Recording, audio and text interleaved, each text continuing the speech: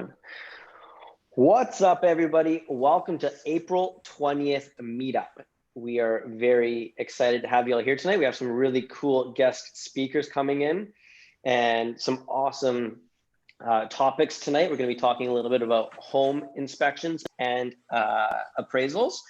Two very common topics that have been brought up in a lot of our conversations lately.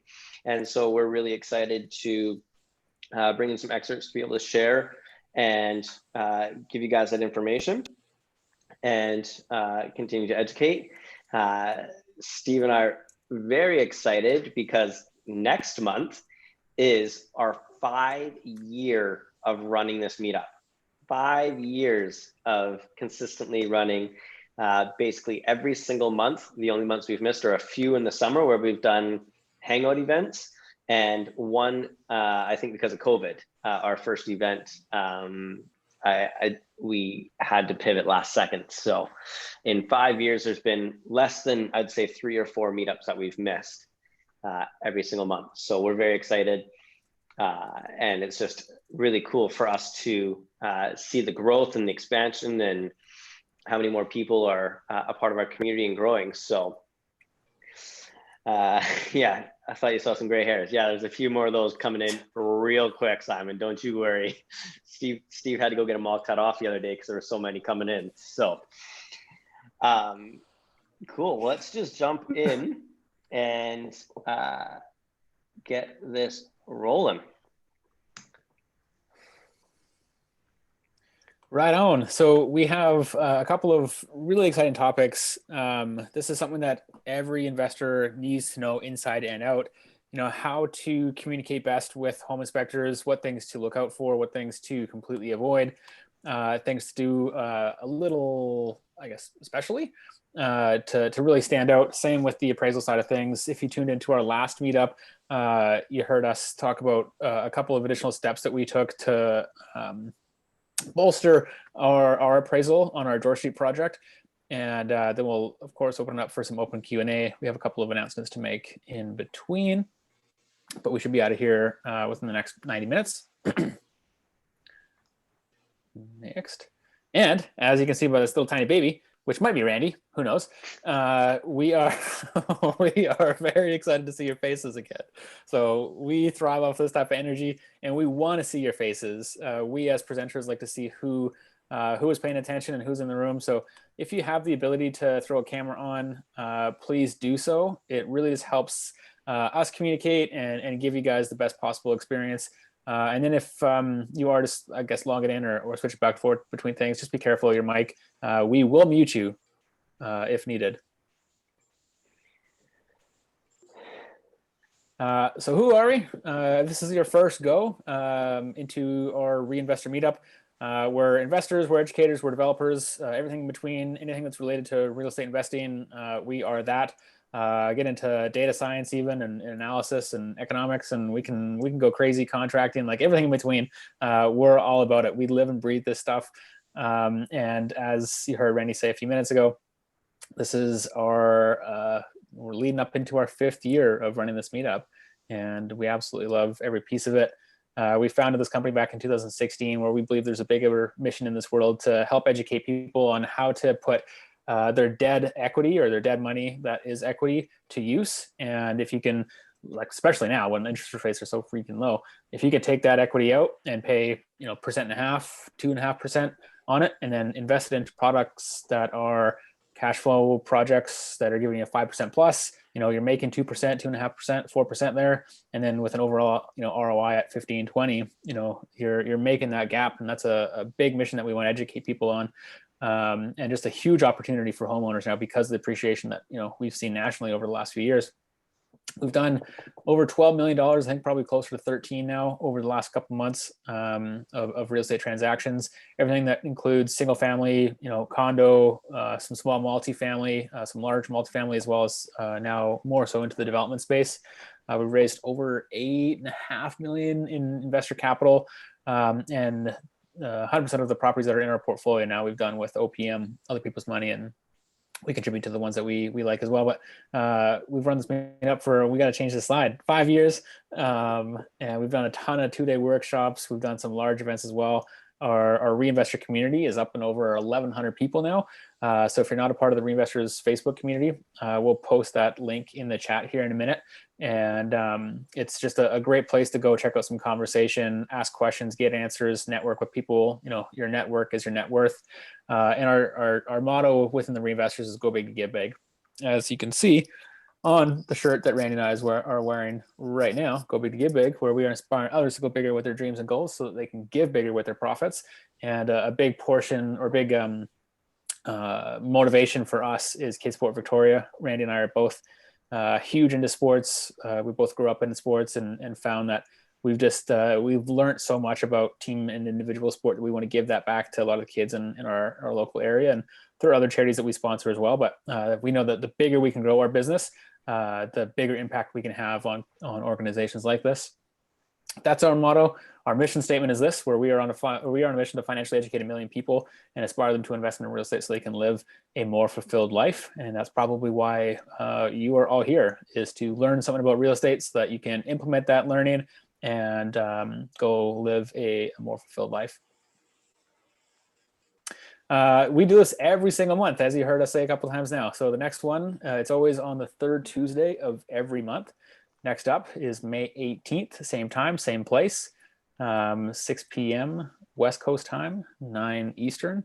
And you should be able to get an email reminder from us if you've logged in through the Luma space. You'll see notifications in our community as well as in our monthly mailer as well. Cool. We're going to jump into some business updates for you guys quickly, just to let you know, one of the things we did on our poll inside our community was ask what people wanted to see. And one of them was people wanted to just know about our business updates, where we're at, what's going on, and what's new. So we have some exciting ones this month. And I think I'm going to let Steve start by introducing our 2 new team members. Yes, so the Reinvestors have officially expanded. It is no longer just Randy and I. We have added a couple of absolute badasses into underneath our umbrella, into our company. I know we're limited on screen size right here, but if you can see Megan and Jay, wave a quick hand. I know you're both here on the Zoom right now. I think you're also on our recording, at least I can see you. Megan, you're going to see a lot of in our community. She's really just driving, becoming. Oh, who's there? She's really just becoming the face of our community. She's really energetic, really knows real estate investing, very passionate about it, has an incredible story to boot. And so you'll see more communication from her, as well as she's going to hold us accountable, such as the, what did we do yesterday? The Open Mic Mondays, where she's like, hey, Steve, Randy, go represent. So we'll be doing a lot more activity within the community. And then Jay, give a quick wave, Jay. You are in charge of operations and investor relations. So you and I are going to be working a lot together on a lot of the capital raising, working with investors to build some relationships, creating those systems and helping us systemize our business so that we can do what our our motto is: go bigger so we can give bigger. Really excited to have these 2 on board, and they've been on board like officially for I guess a month, maybe a little bit less. And every day that goes by, Randy and I are even more impressed with how they operate, how they communicate, and are just absolutely honored to have them as a Reinvestor member as well. We set them up so high so that they have to live up to this incredible standard now. So yes, we're very excited to have them, and it's great. One thing before I jump to the next thing, Megan just reminded me, speaking of her being super amazing, in the chat, we want more and more people connecting. That's something we found to be really good here. If you want to change your name to a location or what you're doing, active, passive investing, if you're looking for capital, things like that, as well as you'll see in the chat, if you open up the chat box, I just put a quick blurb in there saying, hey, my name's Randy. I live in Victoria, BC. I'm an active investor. I typically am a working partner, help investors get their capital working for them. You can check more about me here or on Facebook and check the DMs. If you want to just drop something in there like that so people can see and connect, and if they see somebody that's in their same area or something that works for them, then that allows them to connect with you. So just a little example there of what you guys might want to drop in there to start connecting. The whole point of this meetup was to originally connect people together. We want to continue to do that. The next exciting thing, as you see Steve and I are wearing this stuff, we've been asked for years when we're going to be selling our swag. It's official, we're selling our swag. We're very excited about it. It's going to be a really cool store. You can find it there at www.thereinvestors.itemorder.com/sale. We are in the first phases of our online store, so shipping has not been completely sorted out and is a little bit expensive, transparently. But if you're local to Victoria, it's free to pick up, which is great. And the other cool thing is 100% of all the profits are being donated to Kids Sport Victoria to put kids through sports this summer. You guys know that everything we do is typically some sort of profit based. We don't want to make any money off the store. We just want you guys out there sharing the mission, sharing the brand, inspiring people to go bigger so they can give bigger, sharing about the reinvestors.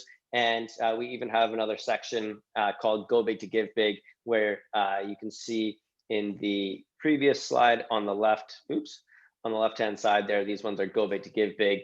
And on the back of them, it actually has the mission statement of inspiring people to go bigger with their dreams and goals so they can give bigger with their profits. Oh, hell yeah. I'm going to be repping nothing but some TRI and some Go Big to Give Big. All right. More quick updates. Parametric Properties, as you guys have probably seen, we've been crushing the condo game recently. We paired up with a company called Parametric Pro Consulting, where we find undervalued individual condo units through an algorithm that scrapes the MLS data. And so we've been able to purchase and remove subjects on these two. One's in James Bay, like 2 blocks off of Parliament, and one is over on the Gorge. And they're both extremely undervalued, which is awesome for us. And then we're going to go do a BRRRR model on it. So we're buying with immediate equity, and then we're renovating it to force equity up to create some equity to refinance to go and buy more property. So we've removed a couple subjects there, and we actually closed on one of them Monday last week. And so we're starting renovations on that. So you'll see a ton of content on our Instagram stories and Facebook stories on that too. We also, I'm just gonna fly through this, Steve, because we gotta get going. We also just started our developments. So we just broke ground on our 37-unit condo building, as you can see in the bottom right there. The golden shovels I don't actually get used to dig, and just for good pictures. So that was very exciting. And then we started cutting down some trees and prepping the land on our 12 new homes, and pre-sales are available for them. So if you are interested in purchasing one of those, you should have seen it in an email somewhere, but if you haven't, we're more than happy to get you the pre-sale information on our homes on the Summerside Villages on Salt Spring Island, and the condo units are here in View Royal. One of the cool things is that the View Royal units, they're holding their price for the reinvestors community. If you say you're from the reinvestors community, they're going to hold the pricing. It's going up as pre-sales sell. They're holding their pricing for the reinvestors. So make sure you let us know if you want in on that. We also have a few opportunities coming up to invest in some of our new developments. They should be coming live here, I would say, within 30 days for us to release some information. But if you're interested in getting passively invested into some development opportunities, we're going to be doing a few more of those, similar to Skyview, and very exciting opportunities, very lucrative, and a very great market to be building in. And with that, we're going to jump into tonight's guest speakers, if everyone's cool with that. Our first guest speaker tonight is Russell. Russell is the owner of Home Check Inspections. I had a good chat with him the other day. He moved here from South Africa, where he did a lot of stuff, very successful in the carpentry, appraisers, and property development, and has now spent over 20 years in the home inspection industry here in Victoria. He had so many designations and certifications that went with his name, and it's just testament to what he believes in this industry and what is capable. So we're very excited to bring Russell in tonight. He's going to do a quick little breakdown on some information that you might want to check in on home inspections, how it's important to find them, how to vet them and check them. And then we're going to ask a few questions and open it up to Q&A. So if you guys do have questions, put them in the chat box. we'll make sure they get asked during his presentation or the time that we have him. So any questions, put in the chat box, and then we'll ask them for Russell. So what I'm going to do is stop sharing right now, let Russell unmute himself, and I'm going to put him on highlight. There we go. I'm unmuted. Welcome, Russell. Thank you so much for joining us tonight. We're very excited to have you here. Why don't you take a minute, share your who you are, your company a little bit, and then I'm more than happy to let you go through your presentation quickly.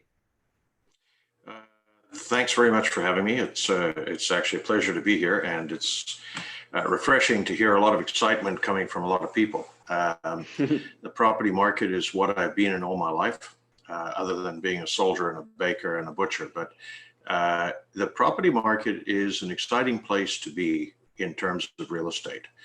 I'm here to talk about home inspections, and I think that it's a valuable exercise to go through because you're going to get an insight into what the building actually is and not just what it looks like. But digging into the home inspections, the standard of inspections in British Columbia is controlled by a government department, Consumer Protection. And in honesty, the level of requirement to qualify as a home inspector is pretty low. So we find everybody from all different spheres entering into the industry. There are a number of associations that provide courses and education. So a lot of people come into it with absolutely zero construction background, and they learn how to do home inspections by system. When I say system, it's just a breakdown of look at the cabinets, look at these things, look at those things. That really isn't real. To get somebody who knows what they're doing, you need somebody, in my opinion, who has some understanding of construction and has a good awareness of how systems integrate with each other. I'm actually an applied science technologist, and I sit on the board of the investigation committee, and I sit on the working group for home inspectors. And we are passionately pursuing more and more professional credentials for home inspectors, people who understand how systems work and don't just do home inspections, but qualify themselves to jump in and out of home inspections. I do that, and I have a number of colleagues across the province who do it, some who are into mitigation for radon. I specialize in stratas. And it's refreshing. I mean, I'm actually going to look at one of the buildings that you guys just bought into tomorrow. And I have a wad of paper, that thick on depreciation reports, all the AGM minutes, financials, because that's the level that you really want as an investor. You want somebody to be able to tell you that the structure is good, that the electrical system is good, or that it's good, but there are these things that need to be taken care of.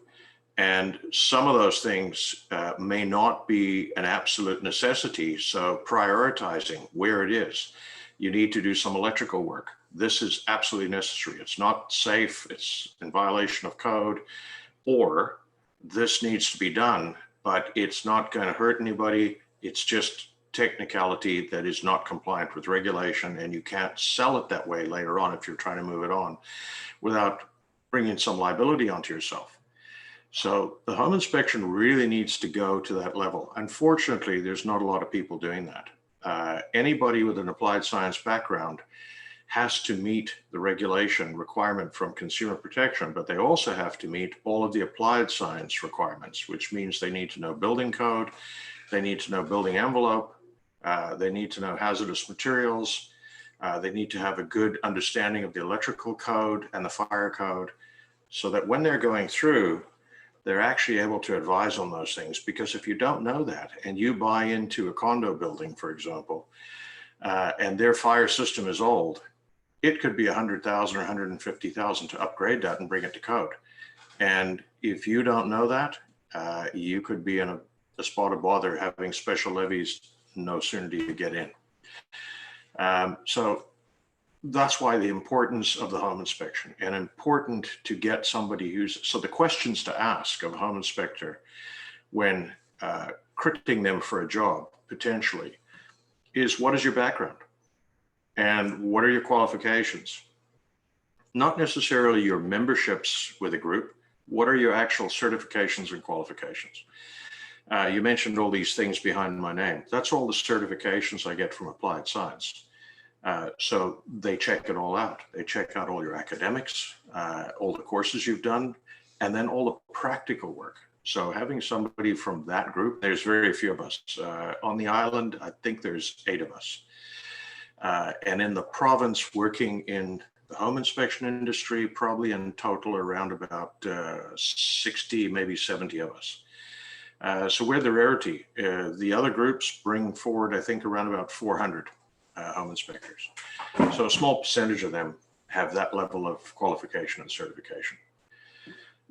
So that's basically the background. Questions from anybody? Yeah, I want to start off by asking a few things. So how do you approach someone when you're going to look for a home inspector about these kinds of things? I'm new, I'm going to buy a house, or I'm looking for a home inspector. Is that something you just should ask on the first phone call or something like that? Because I'm sure a lot of people are nervous to ask those kinds of questions.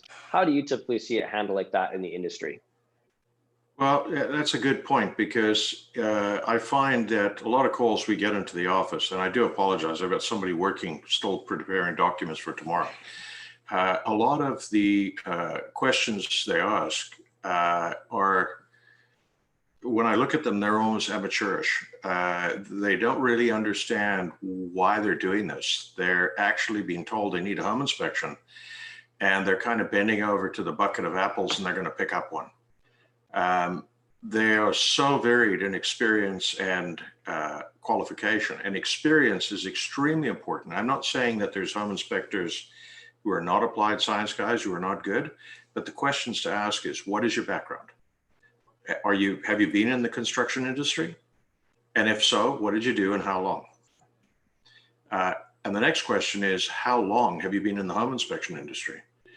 Because I'm watching the number of people coming into it, and I think it's a healthy industry, but they're coming in with very little experience.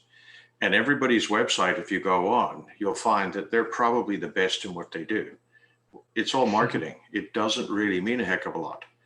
So for somebody booking a home inspection, it's at that point in time is really important to ask the hard questions. You're going to invest $500,000 or $1 million, and you're going to be paying a guy, and I see this all the time. My typical house inspection charge is $600 and up.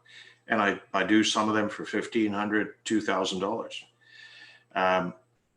The guy who says he can do exactly what I do for $250, you better be thinking very carefully before you book him. I'm not saying he's bad, but he's not good in some contexts. So that's the important thing, is not the price you're going to pay, is what are the experience and credentials coming to do to inspect the house that you're looking for. Yeah, that's such an important thing in this industry is making sure that you have the right thing. You're buying a home, you want to make sure you have a home inspector that understands what they're doing and where they're finding their information and how they're doing it. One of the questions that I had for you is what kind of things do you typically see that maybe a homeowner wouldn't? Somebody that says, hey, I can go through and do my own home inspection and I can check out and understand a few things. What sort of things do the home inspectors provide, a good one like yourself, that maybe someone who's a contractor or something like that can do things, they can do their own home inspection? What do you think that differential is? So it's huge. I mean, people doing their own home inspection generally don't know how to do electrical code calculations. They generally don't understand the complexity of a heating system that is exhausting into the house, or plumbing system. In fact, I did one today where the furnace condensate line is connected directly into the sewer line with no P-trap in between, nothing to stop the methane gas from coming in. And 90% of inspectors will miss it because it's a very small item and it's got a very small potential of risk because the condensate line has a certain amount of moisture in it. So it may be that it's got water in and will prevent that from occurring. But likely in the summer, when that furnace isn't being used and it's warmer, it's going to evaporate away. And now you've got methane gas coming into the house. So it's that level of inspection that needs to catch those things that will prevent you from spending lots of money to buy a house, to get it ready, perhaps to sell it on or to rent it out or to use it actively for creating income, and have people move in and they start getting sick because there's methane gas in the house. So it's that level. So the homeowner doing it himself, that sort of stuff he's never going to catch. What he's going to catch, and I find most of them that do it themselves, catch the cosmetics. Or if he's actually in the trade, let's say he's a carpenter or a framer, and he goes through, he's going to find all the framing stuff. But the plumbing, he's going to have a basic knowledge, certainly in the electrical.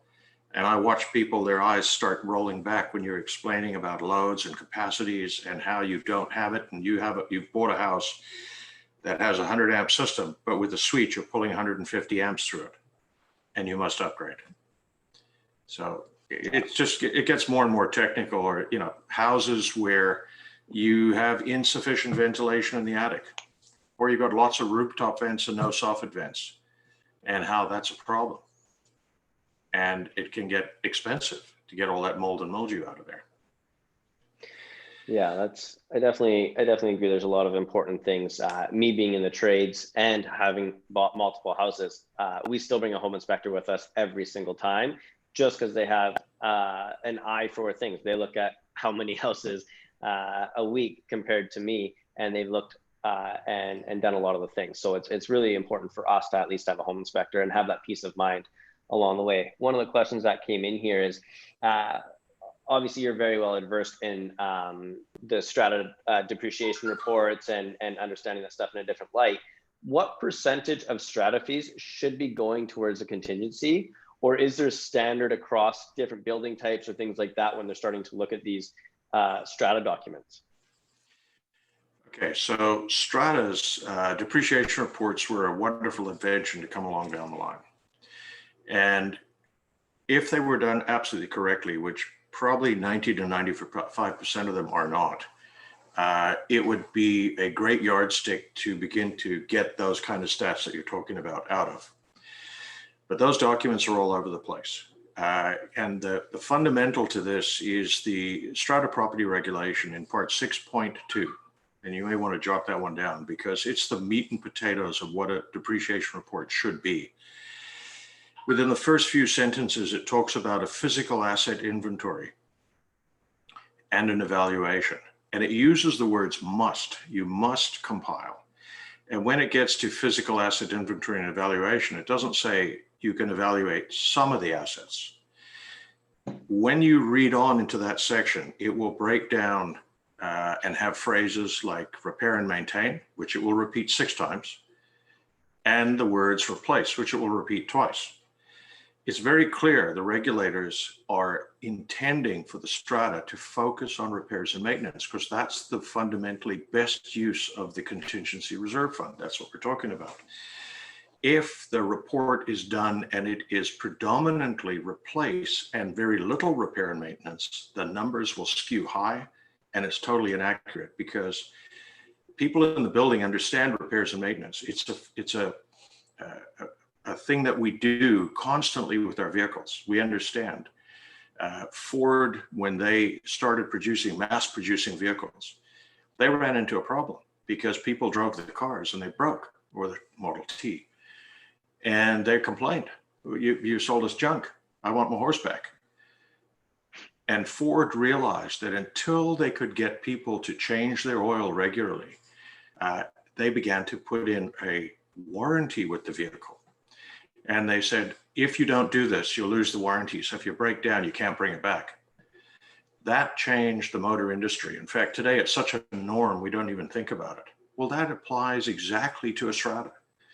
So if their repairs and maintenance are fundamentally good, people often ask me, how much should be in the contingency fund?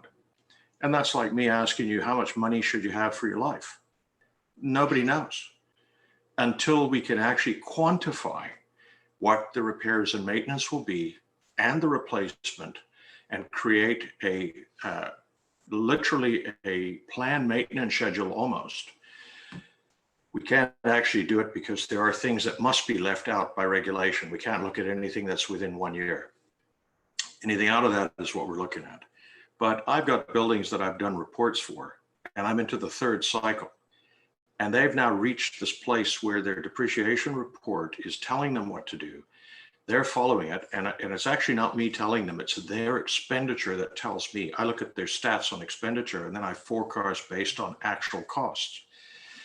And so now we know exactly what they need in their fund. We know where they need to go. And basically they're just dealing with inflation now. So it's really hard to look at a building using a document that's not absolutely accurate to tell them where to go. And I find, unfortunately, some of the buildings are using the document as though it's correct and spending way more money than what they needed to. So it's complex, but it is something we do. And I'm teaching more and more people how to do it. And hopefully we'll get better and better skilled people in the industry doing this kind of work. But it's exciting. I just love it.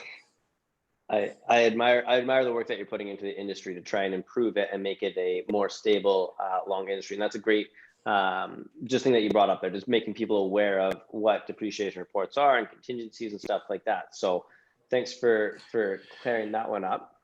I want to keep going through a few questions here. Right now is obviously a crazy time to be buying real estate. You're multiple offers, unconditional, you're putting 6-7 offers in on houses. What do you recommend right now for people that are trying to buy houses and they're losing out on 2 and 3 and they've paid for 2 and 3 inspections and now they're kind of getting scared to hire an inspector for the next one in case they don't get it, or time frames are tight, and how are you guys handling that, and what are you recommending for people that are maybe having to do 2, 3, or 4 inspections with you guys? So, I mean, basically we do what I think a lot of inspection companies do is, if we do one for you, you didn't get it, we'll certainly discount the next one and we'll discount the one after that if need be. There is an inspection that's being done through the city in an effort actually to try and get beyond this. And what some inspectors are doing is what they call a walk and talk. So they're walking through the house, just giving you the highlights, walk out the other end, you pay them 150, 200 bucks, whatever it is, and off they go. That is a real bad thing to be doing for the home inspector, because that industry is defined and you miss something that you should have seen. And when I say should have, probably couldn't, but in court, you're screwed. There's no value in that in my mind at all. All it is a facade of security that really doesn't exist. I feel great sympathy for people out there that are buying. We're affected by the industry. We book probably 40 to 50 inspections a week, and we end up with anywhere between 20 and 30 because of last minute cancellations. But that's the industry, and we just suck it up, because in life and in any business, you must adapt. And if you can't adapt, you're not going to survive. And so we adapt to it. We arrive at jobs and nobody's there because they canceled and didn't tell you. We just suck it up. So yeah, I can't give you an easy answer, but that's the best I can do. No, that's great advice. And like you said, there's some of these people that are cheaping out. You're doing the $100 quick walkthroughs, and I'm glad you covered that, because that was where one of my questions was going to be, because I did hear that, and it scares me that a lot of people are making these decisions, or especially going unconditional with that. One of the there's a lot of people asking for your contact information. We'll get you guys Russell contact information at the end of his presentation here. We'll put the slide back up, and you can put his email in there and stuff. One of the questions that came out, which I thought was really good, is what do you think of the sellers providing inspections for before they sell? So somebody's going to list their property, they get a home inspector to come in, they do their own inspection report, and they give that to sellers. Obviously, is that reliable? Is that a third party inspection of it, or can there be some bias along the way? Yeah, so I mean, in theory, it's a great idea. Practically, there's some problems involved here, because the home inspector, when he does the inspection, is doing it specifically for the person he's doing it for and holds liability to nobody other than that person.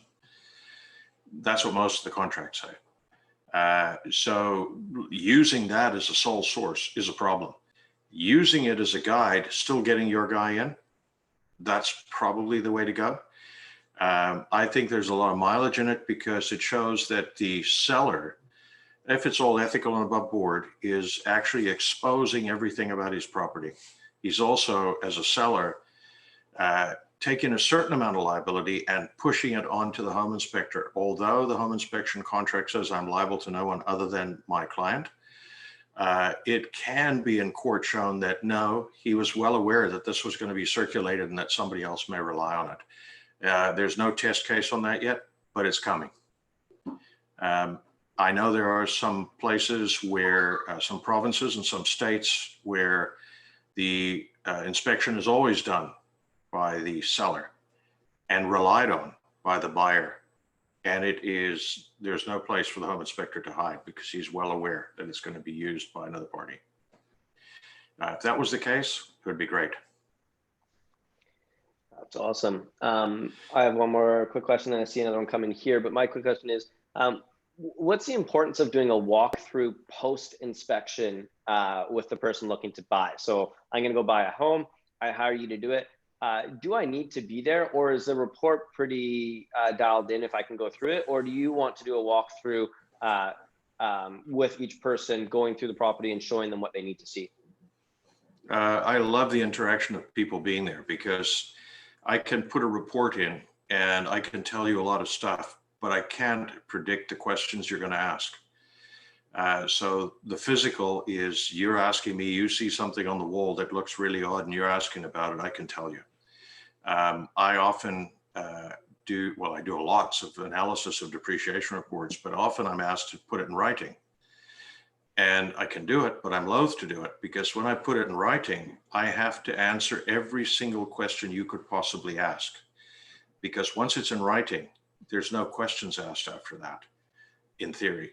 I mean, I'm always open to questions, but I try and make sure that verbally I tell you everything. Then I'll record it in the report so that you know. That's a great answer, and something I think I just want to encourage everyone on this call to do is do a walkthrough. If goes kind of back to that beginning, if your inspector's saying, you don't need to come for a walkthrough, it's fine, I'll just send you the report. Just again, a little flag there of, hey, someone like Russell saying, no, I want them to come so I can show them everything and kind of have a physical eye and make sure they understand. So another great thing there. The one question that I saw come up here, which is a great question, I'll just reframe it in a little bit different way. What's the difference between hiring you to come inspect a condo versus a typical home inspector? And in the sense that there's not a lot to inspect in a condo, you kind of just look at what's inside of the units there, but there's, typically you're not going into the main distribution systems, you're not doing all this kind of stuff. It's a lot of paperwork. So what's the difference between, and I know you touched on this earlier, but kind of just explain in simple terms, the difference of what somebody should be looking for when they're hiring somebody coming into a condo home inspection versus just a normal home inspection? That's a great question. It really is. Because if you think about it, when you buy a unit in a building, you're buying a box surrounded by 60 other boxes. And all you know is about that box. But you're not just responsible for that box, you're responsible for the common area for all the other stuff. That's where, in honesty, the real costs are. Because when you walk into the unit, if you didn't like the kitchen counters, or there was a leak under the sink, or the caulking that failed in the tub, we're talking about potentially hundreds of dollars, maybe at worst $1,000. But in the building, if the parquet membrane's gone and there's 30 units in the building and the bill is $1.5 or $2 million, you're in for a real whack. So in my mind, a condo inspection should involve the unit. It should involve the common areas of the building. And in the common areas, what needs to be looked at and observed is any major cost capital items that are there. So is the membrane leaking? Is the roof about to be replaced? And that can't be the end of the story, because you need to look at the depreciation report to see what it says, and then physically look at the asset to see how did they measure it? Did they get it right, or are they absolutely wrong? Chelsea Green in Victoria that was done by two separate engineering firms, and both of them gave a life to the roof that was well beyond where it was going to go. And we picked that up way before and pointed every client at, hey, there's going to be a special levy. They're saying it's going to be in 2026, but this roof will not make 2018. And that 7,000 levy is going to be closer to 8,000. And then we break it down and say, to get to this point, you need to put away $250 a month. And why that's important is not just the money put away, but you think of the finances of a strata. They have a contingency fund. They invest that fund. Regulation prevents them from putting it into any risky investment. They can't come and invest with you. They can only go basically to a GIC. What are they going to get in return? 1.2, 1.3%? Construction inflation is running at 3% or even more now. So that fund begins to lose money the day it starts. It has to happen. It's regulated. They must put money in there. But I encourage every strata owner, put your own $100 away, put your own $200 away in your tax-free account. Invest that into a return that's going to give you at least 3%, break even with construction inflation or better. So the complexity of this is, I mean, it's not rocket science. It's pretty simple, but that's the way you protect your money. And that's the way you protect your investment. So just doing the unit, you left all that other stuff out. And to me, that's the important stuff. And wow. In honesty, I hear lots of inspectors analyzing depreciation reports. I don't know of any of them that have a certification to do it. So depreciation reports, do you want the gardener to do it? Or, which, just so you know, he is qualified in terms of the regulation, because a qualified person needs to be somebody who understands buildings and their systems. Well, he's been gardening there for 20 years. He goes inside, he flushes toilets. He has his own business, so he does his own finances. So he understands finances. He's qualified. The reason that is the way it is in the regulation is not because the regulators are negligent. It's because they've made a very soft regulation to get condo owners on board. That regulation over time will change. We, in my opinion, have the very best regulation in the country. You go to Alberta, and I don't know if there are any Albertans on here, but their regulation is pretty prescriptive. They get one financial scenario, and their regulation, it's very difficult to find the word maintenance in it. They use the words repair, and dangerously, they use the words repair or replace. That opens the door to the person doing the report to just say, oh, I'll do replace. So the end result is pretty big in terms of money. Then they have to sit down with the strata corporation and agree to a scenario which they're then bound to. They must follow it. We're a lot more lax, and for good reason. It's always going to rest with the owners of the strata, the final decisions. So sorry, I'm rambling on here, but it's important. In the chat box there, everyone is just saying, well said, great advice, great points. These are golden nuggets. So this is something that we don't really talk too much about in the industry is these kind of things, right? So many people just think, it's a home inspection. You just hire somebody to come in and do it. But after speaking with someone like yourself briefly on the phone there and knowing what you do for the condos and stuff, we thought it was urgent to bring you in just to allow people to have these senses of what actually goes into a home inspection, that it is a regulated industry, that it is very important to learn and grow. And I wish we could sit here for another hour and chat with you, because I could keep going along with this, and I'm sure you could too. But we do have another presenter tonight and want to make sure that we have adequate time for everyone. So I would love to, everyone's just agreeing with you on everything that's being done here. So I'm just curious, is there any final parting words you have for investors that are looking at doing home inspections, like something where you're like, this is a must in the industry that you didn't cover right now? Quickly, we got about 3 minutes. Okay, so number one is do your homework from everything. If you're buying a single family home, the home inspection, of course, is important, but so is knowing the zoning, the municipal implications, everything. Do your homework. Get your realtor involved. Let him come to the inspection with you. I find realtors have been on hundreds, if not thousands of inspections. And I tell every realtor, don't argue with me, but ask me questions. Ask me as many questions as you want, because that's the only way the client gets to know.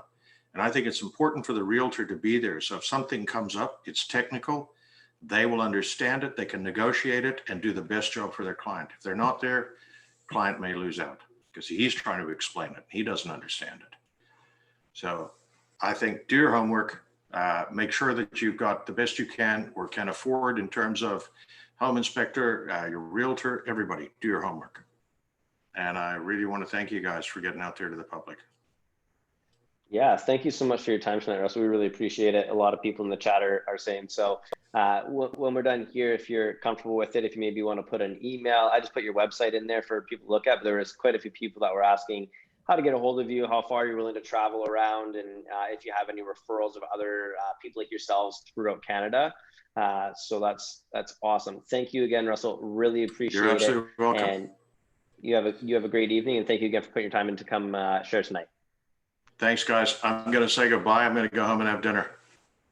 Cool, Russell. I don't know if you'll be able to see, but we don't clap hands here because we can't. Normally we give you a clap and a thank you, but we do happy hands here. So if you put your screen on gallery view, well, you'll be able to see straight back at you guys. You're doing a wonderful job. Awesome. Thank you so much. Thanks, guys. I appreciate your time. Right up. Bye. Awesome. Well, that was wonderful. There was a ton of information there, a lot of insight. I know it's not the glamorous conversations that we typically like to see, but those are the important ones. Those are things that really matter when it comes to home inspections and doing what we need to do. So this is their website if you want to go check them out. Home Check Canada, and absolutely great. So awesome company there. Next up, we have an appraiser. We have Adam Lawrenson. Again, great guy. Had a chat with him yesterday. He is very in tune with what's going on, very straight to the point, understands the game, has been in the industry for a lot of years, understands real estate, understands entrepreneurism, and really great at, from our conversation yesterday, just being real about appraisals. So many appraisers are very blank and don't really give you a ton of information. And when we chatted with Adam, he had a ton of insight and a lot of great information. So I would love to stop sharing my screen, find Adam and bring him up on screen. Adam, can you unmute yourself? Oh, there he is there. Boom, let me put you on spotlight for everyone. There he is. Thank you so much for joining us, Adam. It's great to have you here. And again, if you could just give a little bit of background on who you are, a little bit about your appraisal background, and let everyone know a little bit about yourself. Sure thing. Thanks so much, Randy. My name is Adam Lawrenson. I'm with the company called AdLaw Appraisals. We're based in Vancouver. We cover the Greater Vancouver area as well as the Okanagan. This is a tough act to follow, by the way. Russell just crushed it. He is the guru. I hope you guys all connect with him and get those inspections done. Yeah, so I've been doing this for about 10 or 12 years. Grew up in the industry. My father was an appraiser. My sister is now an appraiser. Father is now retired, so it's in my blood, and it's something that I've always kind of wanted to do. I strive to not become an appraiser. I did everything I could. I worked for account manager, the banks, did everything else but appraise, but something just kept pulling me back. So, I'm really happy where I am. And our focus is the mortgage broker channel. So I know you guys all know Mr. Kyle Green. We work really well with mortgage brokers because it is that relationship that allows him to do his job so well and allows us to kind of work synergistically with him and get those tough deals done. And I know he deals with a lot of investors, so we know what they need for an appraisal, and we've been working with Kyle for about 8 years or so, and it's been going great. So that's a little bit about me. Again, Vancouver, Kelowna. We don't cover. I think there's a lot of people in the on the island. We don't cover the island yet, but it is something that we're planning on doing in the future. So hold tight, and hopefully we'll be out that way soon. Awesome. Thanks so much for the quick intro. And one of the things that you and I chatted about is you don't really have a presentation, but more just here to answer questions, help people out, and I know some of the he's got some notes ready for us. So some of the I'm obviously just going to start with a few questions that I have. Obviously, the biggest thing as real estate investors, we want everything appraised as high as we can get it. We want to boost our reevaluations. We want to get our appraisals as high as we can so we can get our money back out. So in our industry, if you're new to the industry, or if you're just following along, a lot of times you can buy a property, renovate it, bring the value up, get it reappraised, and then you can pull out the equity difference in the back end. We call it a burst strategy. A lot of people this year in 2020 took a big hit with COVID on their burst and not getting the appraisals they wanted, and found out sometimes that it wasn't always that way. So as investors, what are some of the things that we can do to help appraisers appraise the property the way that we see it, as opposed to the way that just a blanket statement would see it? Sure. So what can you do to help with the appraisal? So just to preface that, most appraisers are part of the Appraisal Institute of Canada, and we are bound by some pretty strict guidelines, regulations, educational requirements to make sure that when we put a value out there into the stratosphere, that it is well supported, that it is backed up by recent comparable sales, that it passes the smell test. So, appraisals can move around. They can shift around from lender to lender to lender, bank to bank, from investor to investor. If someone gets a hold of that appraisal, has a problem with it, they send it up to the Appraisal Institute. It's our career and our reputation on the line. So everything that we talk about today will be 100% within the guidelines of doing things professionally, with integrity. That's a big thing that we have with integrity. However, that being said, real estate is subjective. There's always a range of value.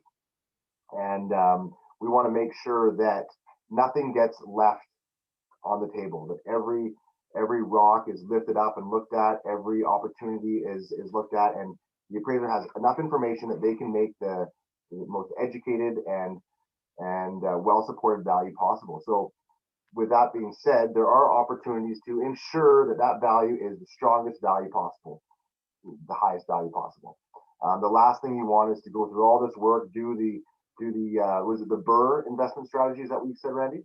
Yeah. The BRRRR investment strategy, buy the property below market, get all the renovate it, and get that appraisal done for mortgage financing purposes, and have it come in below what you needed it for in order for you to grow your portfolio. So we want to ensure that everything possibly is done to prevent that. So some things you can do if it's a refinance, you want to meet the appraiser there on site. So make sure you're there, that you have a list of everything that you've done to that property. Appraisers are busy, and we've got a million things on the go. We're running from one house to an apartment to a duplex to an apartment building, and there's a million things on the go. And it's more of an art form. I mean, Russell has to be very careful with the electricity, with the furnace. Everything's got to be black or white. How much moisture is in which room, which corner. With appraisal, it's a lot more. I guess, what's the word? Subjective. So if you have a list of updates that you can provide the appraiser, I like to say be as detailed as possible, give as much information as possible. That's very helpful. Has the drain tile been done? The roof, the plumbing, the furnace, things that they might not even look at or might not notice. Because oftentimes we're in and out of that property in 15 minutes, 10 or 15 minutes. And that's just the nature of the game. The lenders are pushing down fees on appraisals. So a basic appraisal for RBC or Bank of Montreal, I mean, the appraiser's in and out of there in 10 minutes. Camera going boom, boom, boom, boom, and they're on their way.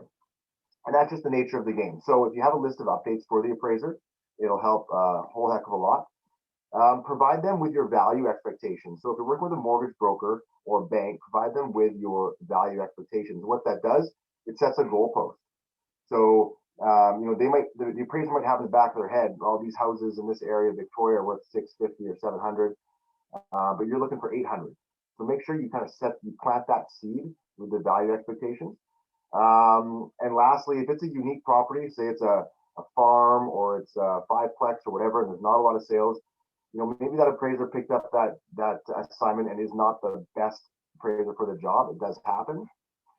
Provide some sales. So these are 3 or 4 comps that we think are the best, and this is how they compare to our property. You can say we have a history in renovating these types of homes. Everything's done to top quality.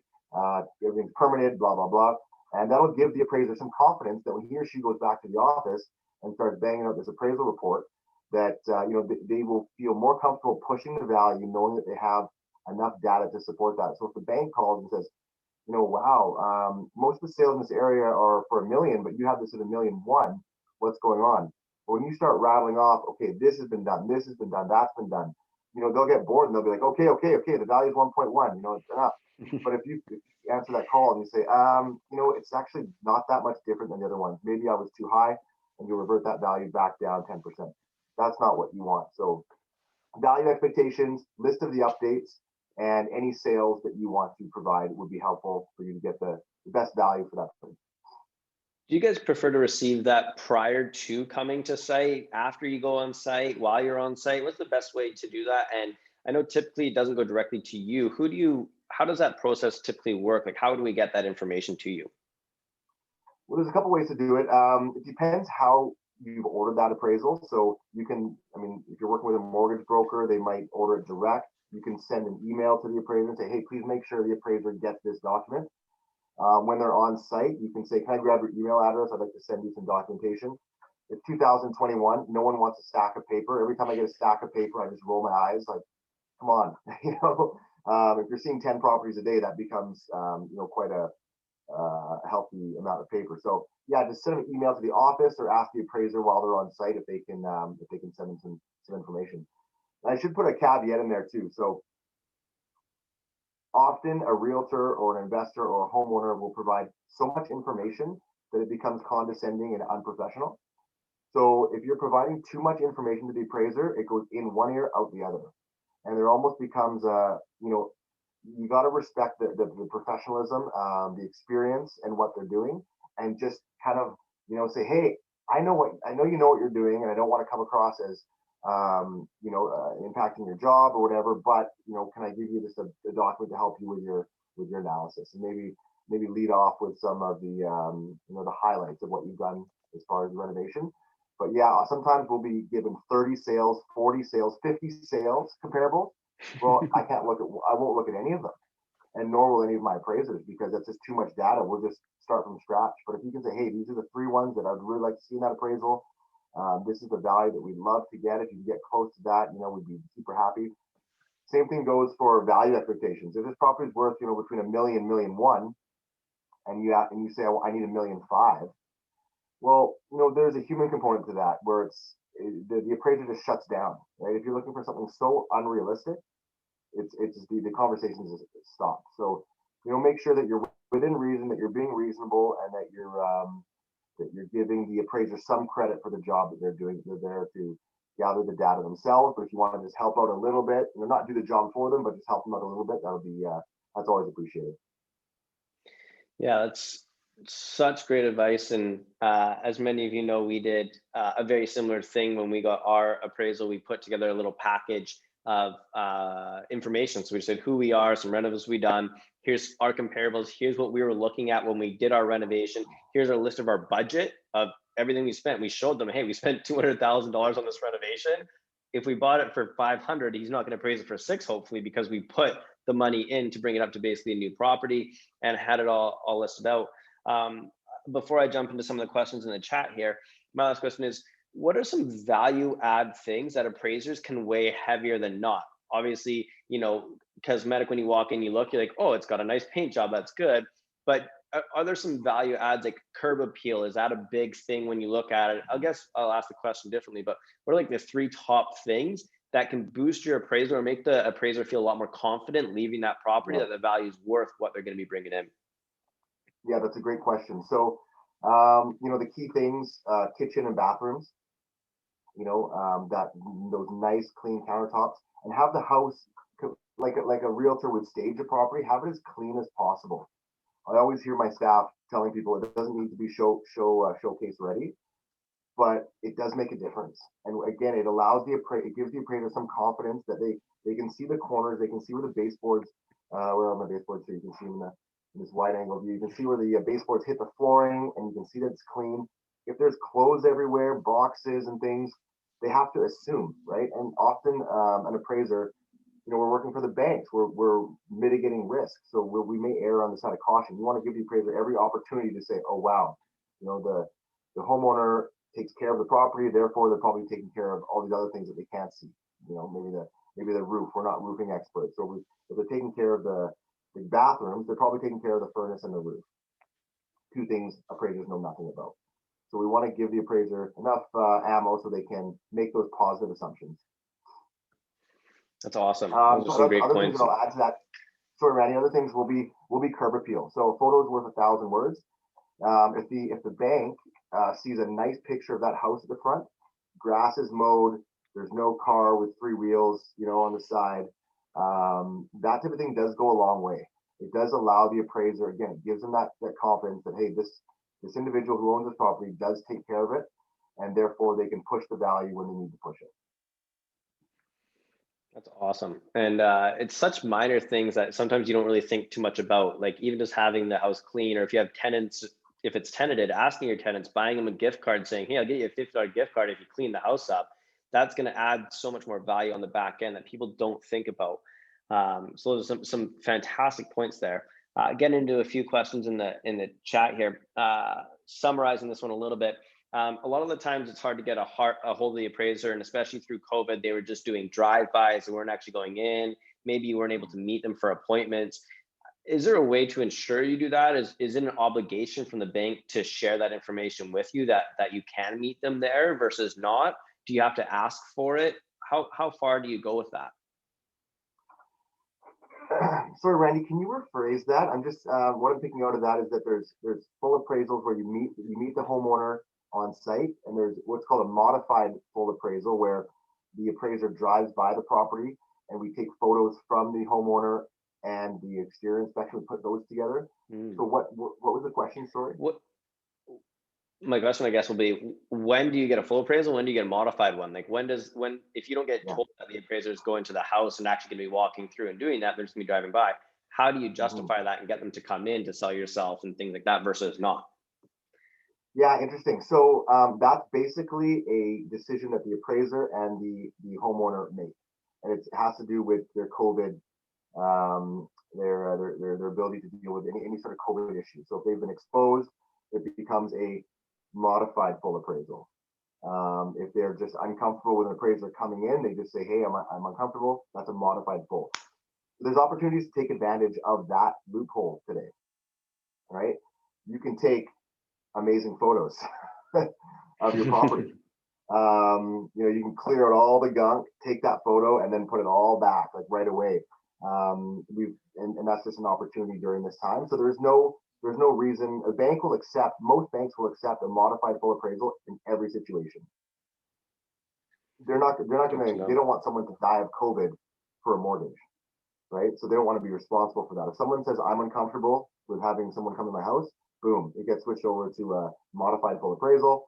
The appraiser does a walk about the property, takes some photos, maybe peeks through a window, and then the homeowner provides time and geo-stamped photos. Or they can do a video walkthrough. They can walk through with their FaceTime, go through every room. The appraiser kind of snaps photos as they're going along, and that's a nice, easy way to do it as well.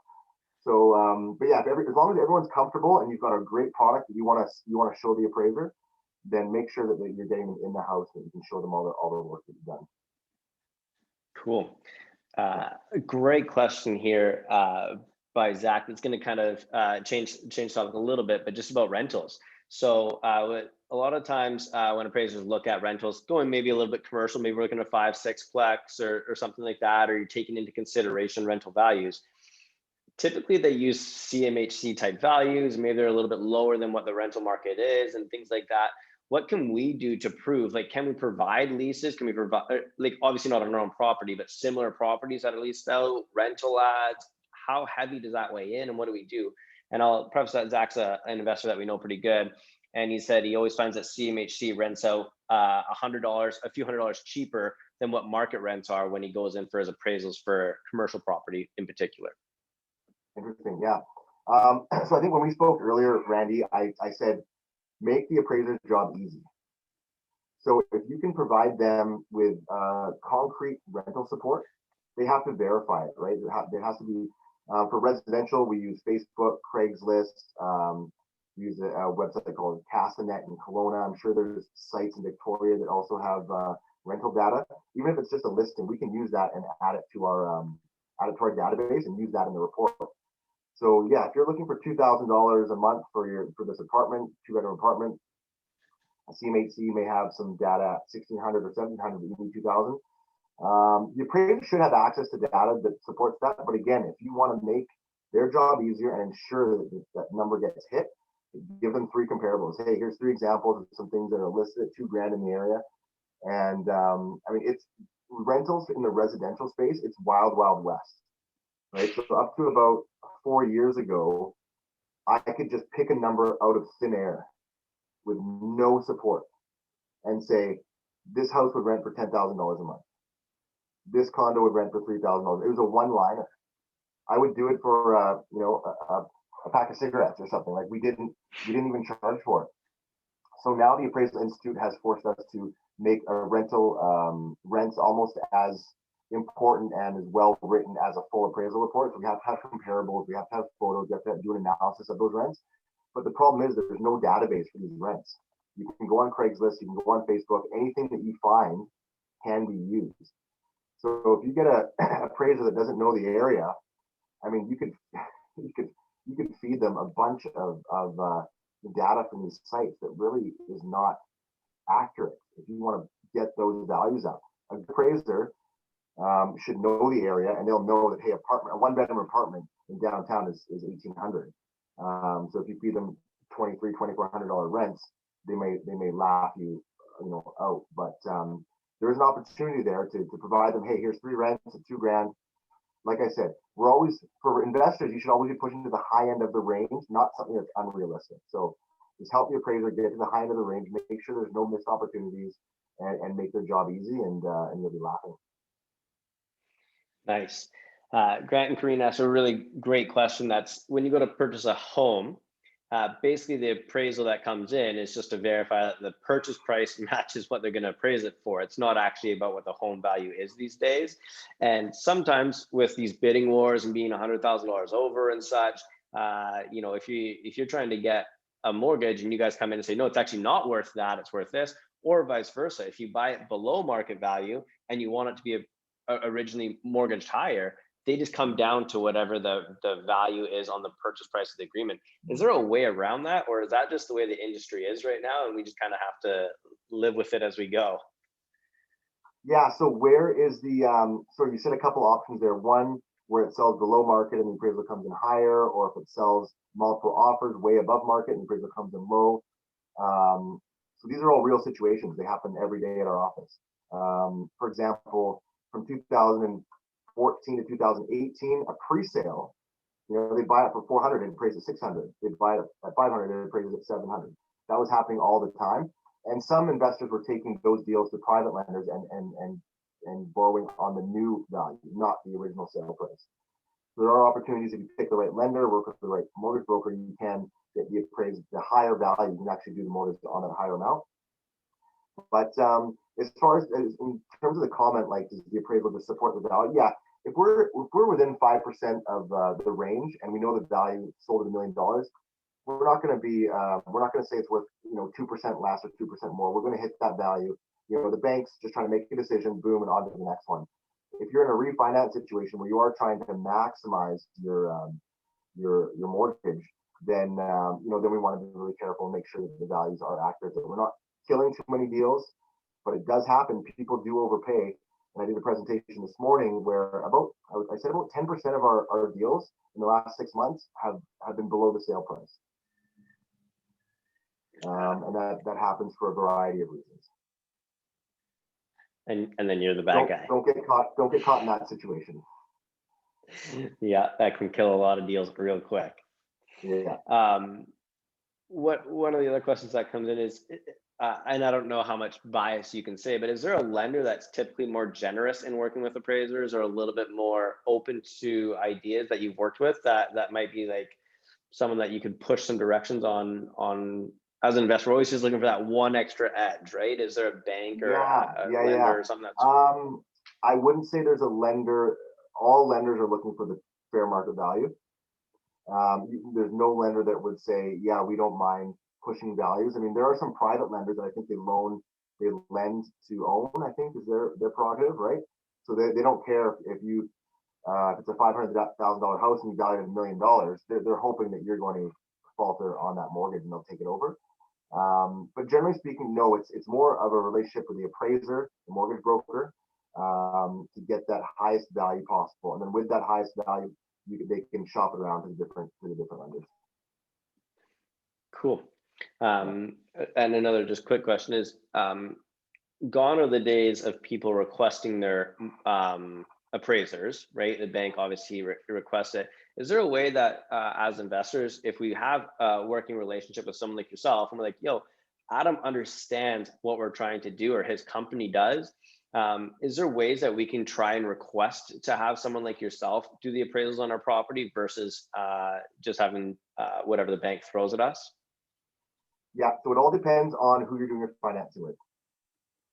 So if you're working with a mortgage broker like Kyle Green, he has access to, say, 30 lenders, maybe 40 lenders, of which maybe there's 10 top lenders, and maybe half of them you can choose the appraiser. So my recommendation, I think we talked about this earlier, Randy, is get that appraisal done on your own. Order that appraisal direct. Get that appraisal in your hand with the value, and then you can shop it around. That's the best way to do it. And there's a few snags in there, but again, if you're working with a relationship, there's always ways around that. I pick up the phone, I shoot a text message to the bank. I can pretty much work around any situation. But as long as you have those relationships with people that you trust in your network, you can pretty much get around that. So there are opportunities for you to order that appraisal direct. Try to get that value exactly where you want it, and then have a mortgage broker shop that around. I saw one appraisal that I think you may have done. It was through Royal Bank. There are some lenders where it gets sent out to any appraiser. So once you've done all that work, you go to Royal Bank and they're going to order that appraisal. You know what? Just because even if you give them all the list of updates, the value expectations, you try to sell it as hard as you can, it's completely out of your hands, and it might end up in the hands of a brand new appraiser, first week on the job, doesn't know downtown Victoria from Langford, and you're just going to get some random value, and there's nothing you can do about it. You might get 0.1% cheaper on that rate because obviously it's pretty cutthroat, but you've lost complete control over that file. And I don't know about you, I'd rather have a Toyota Tercel that I know exactly how it's going to drive than a Lamborghini that's going to drive backwards off a cliff. So it's a bad example, but yeah, it's nice to be able to control the file from beginning to end. So if you got that appraisal ordered and you went to Kyle Green and went to Scotiabank, you could use that appraisal for Scotiabank. Awesome. I'm going to ask this in a way that allows you to answer properly, though. And you kind of touched on it, but what due diligence do appraisers actually do to confirm the work that's been done? It's behind a wall. It's there. I say it's got all new wiring in it. What do appraisers actually have to look at to get those approvals passed through? And feel free to answer that in whatever language you can. But just wanted to say that, if I change the plugs and switches everywhere, to me, that's changing the electrical, but maybe it's not rewiring the whole thing, if that kind of makes sense. Yeah, absolutely. So there's lots of things that the appraiser I mentioned earlier, we're in and out in 15 minutes. So there's only so much we can do, right? Things that we're not going to tear out walls to see electrical and plumbing. We're not going to test the drain tile to see if the drain tile has been redone. Even a 10-year-old roof can look like a new roof.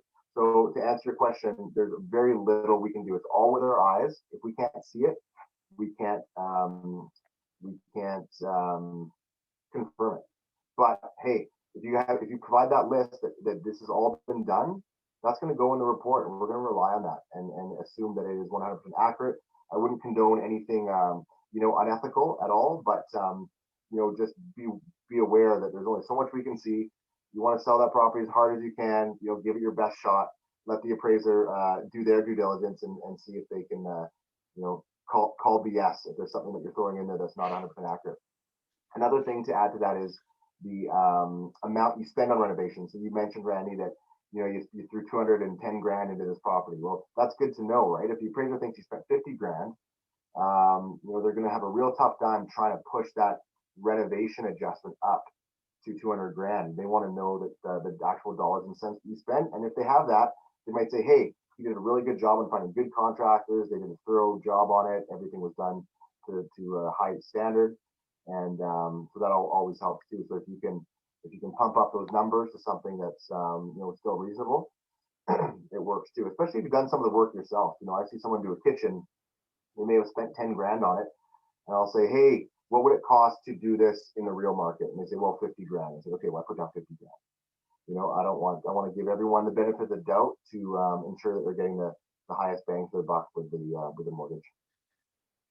That's awesome. I got one question here, and then I'm going to ask you one question to send us off. But what recourse do you have if you feel the appraisal is way off mark? Yeah, good question. So, like I said, we're doing lots of appraisals and we're sending them out pretty quick. I always train my brokers and even lenders to have a good review of the appraisal, and the same thing for a homeowner.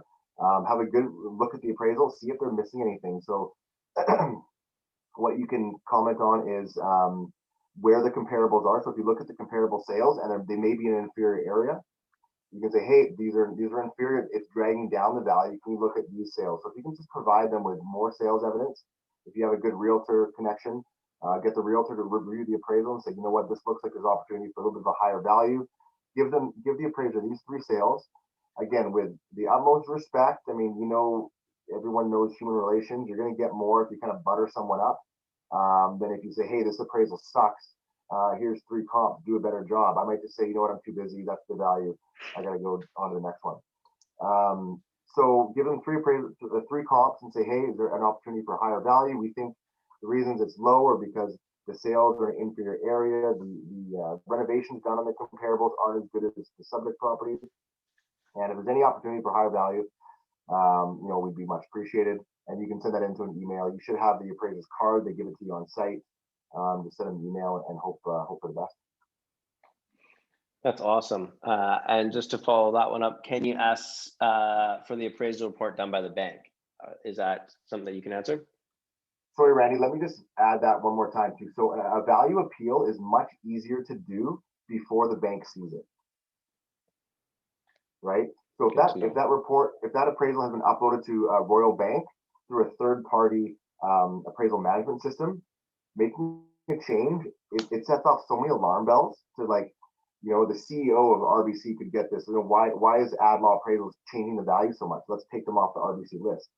So you want to make sure that if you can order the appraisal yourself, you can have your mortgage broker order the appraisal directly and have a chance to review it, appeal the value if necessary. That's what you want to do before that appraisal gets to the lender. Once it gets to the lender, it's very tough to change the value. Another great value add for working with a mortgage broker as opposed to just going to banks directly, so that you can get a little bit of separation in between there. That's huge value. My final question before we call it a quits for the night is, a lot of the times we look at mortgage plus improvement types of scenarios. You buy the house and then they reappraise it for what it could be worth if you do these types of renovations. Just what are some of the things that we can do inside that reappraisal to boost that? Like, is it the same kind of thing of just showing what you're going to do, and then when you come back to do the final appraisal after it's done to release the funds, there's kind of an untalked about part in the industry there of what's actually needed to be done, what followed through, the homeowner did it versus the contractor did it. Yeah, I was just gonna let you touch on that for a minute. That's an awesome question, and it's never been asked. So yeah, we do these assignments called mortgage, so what are they called? Purchase plus improvements. So you buy a house for 500 grand. I think that the bank will lend you up to 10%, I think is typical, to renovate the property. If it's $1 million, they'll give you 100 grand to renovate the property. So what they want is a detailed list of what's going to be done by a reputable contractor. So what you want to find is a reputable contractor who's going to give you that maximum 100 grand breakdown. and then you want to do it for as cheap as as less than that as possible, right? If you find John Smith is going to do it for 100 grand, see if get that quote for 100 grand, and then try to see if Sally will do it for 65 or 70. Because what we're going to do is we're going to do that appraisal. You bought the house for $1 million. You have $100,000 improvement package, kitchen, flooring, bathrooms, and windows, right? Perfect renovation. We're going to probably value it at around dollar for dollar. Typically, in a strong market, you might get an extra 50 cents on the dollar, depending. But typically, we'll do dollar for dollar. So you bought it for $1 million. We're going to do a $1.1 million as complete value. And then all we do is we go back and we check off that it's been done. So kitchen has been done, flooring is done, when the windows are done. So even if you quoted 20 grand on windows, but you only did them for 10 grand, there's no way to double check that. So there are opportunities to get a really juicy budget from a contractor and then try to do it yourself at a cheaper cost. Everything's still going to check out from an appraisal standpoint. And like you said, you never condone anything unethical. You don't want to go get super high quotes and then do stuff super crappy. The appraisers notice that kind of thing sometimes when they go through, and they can recognize that value. But like you said, there's some opportunity there to maximize the value that you can get on what you can do for contracting and getting quotes. So that's great information. And I think a lot of people don't think about that. They think, hey, I've got my contractor and this is who I have to go with. But like you said, if you can get a nice quote, shit happens and you move on to a different contractor and they just happen to be able to do it cheaper, it's the same output. So yeah. And if you can put in some sweat labor too, that'll just keep the cost down that much more. That's awesome. Well, thank you so much, Adam, for coming on tonight. I know there was a ton of value that you provided there for a lot of people and a lot of love. So I'm gonna take you off the spotlight there. And if you want to just put your thing onto gallery view and just see everyone kind of give a little love to Adam there and say thank you so much for coming on and sharing all that information. That was really great.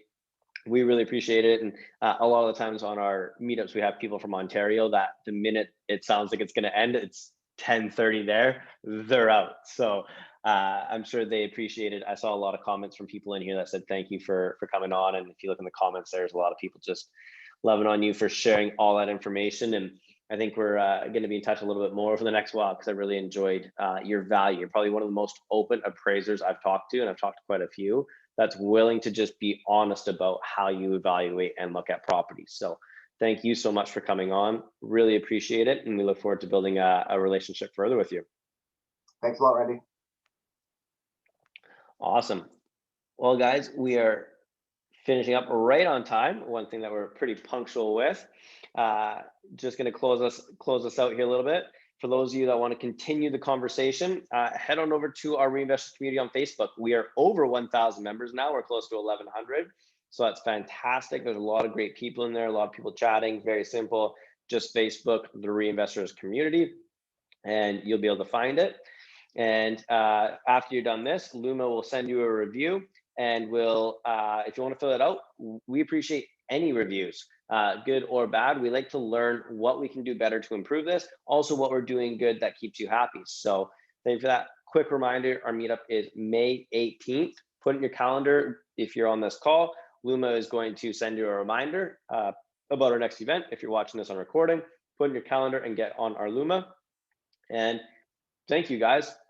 We absolutely love doing this every single month. If you have any questions about our pre-sales, about our opportunities, or just have questions, you can send us an email to info@thereinvestors.ca.